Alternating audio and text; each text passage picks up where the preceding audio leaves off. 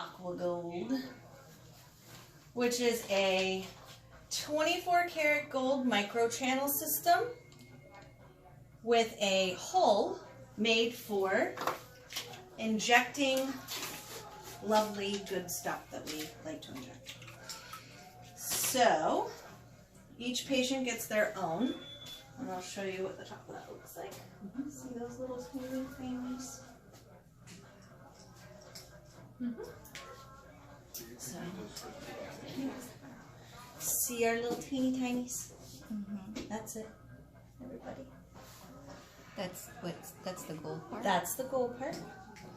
So then what I'm going to do is I'm going to create a mixture just for this patient. So for this patient specifically, I'm going to do a combination of glycolic acid, lactic acid, hyaluronic acid, and B5, which we want all that kind of lovely goodness in our skin. So we're going to mix that in.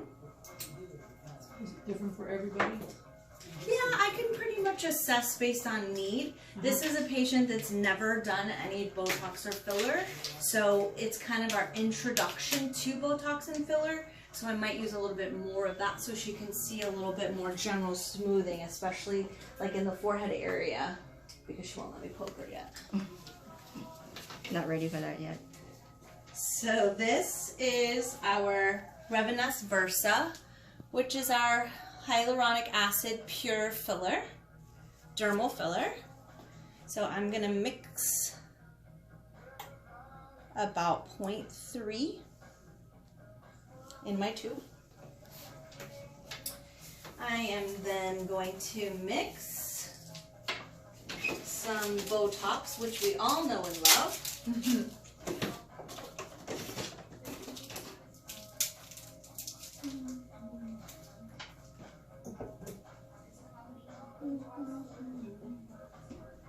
So with this one, she's gonna get about 8 to 10 units. And that's gonna go in her little magic serum. And then I'm gonna mix some saline because the filler is very dense. And this is preservative-free saline.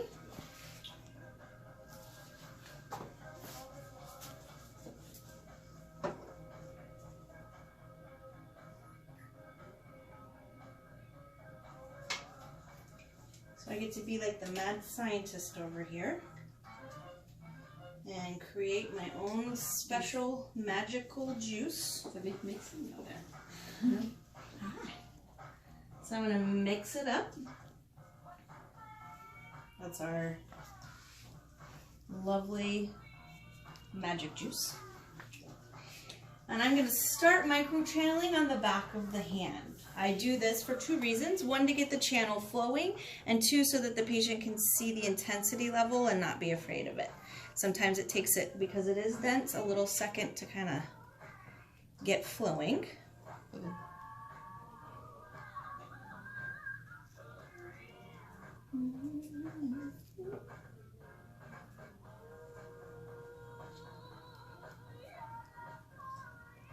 Have our nice background music. And there it goes.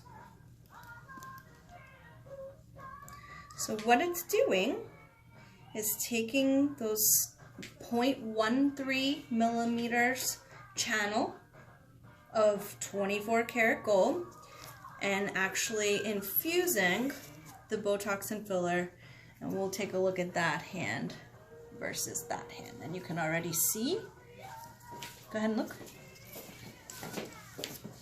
the difference in the plump. So now we're going to move to the face, so she's not scared because she sees it and it's gorgeous and it didn't hurt. We're going to do the forehead, which is the most painful part, if you will, because it's a bony prominence. So we're going to do that first, and you'll see just the absolute torture. Not so bad, right? No, not at all. And that's it. So I'm going to go ahead and treat one side of the face versus the other. So what it's doing is it's actually making those hair-like strands as little tiny injectable needles, and it goes down about 0.5 millimeters under the skin. When you have a regular routine injection, you're going to have a 32 gauge needle, which is about 4 times this, and it's going to go down about a ½ inch under the skin. With this, you have a safety net. There's nothing that can become too deep. You can't get any Botox injuries, if you will, as far as drooping. There's no risk of it because you're not going close enough to the neuron. What it is going to do is allow for the neurons that are close to the surface of the skin to respond and lighten and smooth and plump. And it's distributing just enough filler to take those little extra wrinkles, which we can go right up to the lash line with this, which is really important because there's not a lot of treatments that you can go past that bony orbital. But if you just want to come and take a look quickly, you can see between the forehead sides here to here, if you look at the lines here to here, we have those lines there versus here, and we look under. So if we want to take a look at the nasolabial folds, this is a really good example of, and you can see it's not a major change. It's not supposed to be. It's supposed to be something that you could do before a wedding or a big event, that you could go and just want to look refreshed and flawless without any sort of, you know, possibility of bruising or swelling, or, you know, some people have other stuff happen with Botox and filler. This is a way for you to experiment with both products without kind of committing to any major changes. How long will it last? It's going to last about 3 to 4 months depending on the patient, because what you're going to like the most is the smoothness that you get with the pore size. That's going to be really a Botox result versus a filler result. The smoothing for the wrinkling is going to be about 6 months. It's a long time. Yeah, so you're going to want to redo it probably at the 3 to 4 month mark. I have patients who do it now every month, but that's not in everybody's budget. And what about the lines like down here? Perfect. That's absolutely perfect. That's what they're there for. So I want you to kind of focus on like the texture here of the skin, where we're looking at basic pore size. And one of the only, this is pretty much the only, next to a ablative laser treatment that will actually treat the orange peel skin or large pores,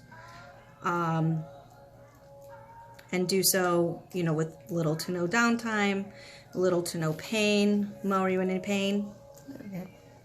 Not too much. No, just. But I'm a chicken. Yeah. She's a chicken, but even as a chicken, would you call this painful, or No, would you just? no, not at all. Would you give it a word? Pokey, sticky, Yeah, On a scale of 0 like to 5. like an ant bite. like an Oh, ant bite. okay, so Yeah, it's not going deep enough for it to cause anything major.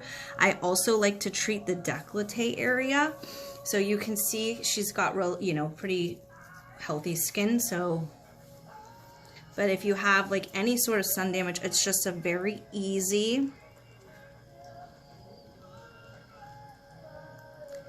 way to go in, treat that skin, and give it just that luscious, healthy glow. And I make enough juice for each patient to be able to do their full face, hands, neck, and décolleté. we told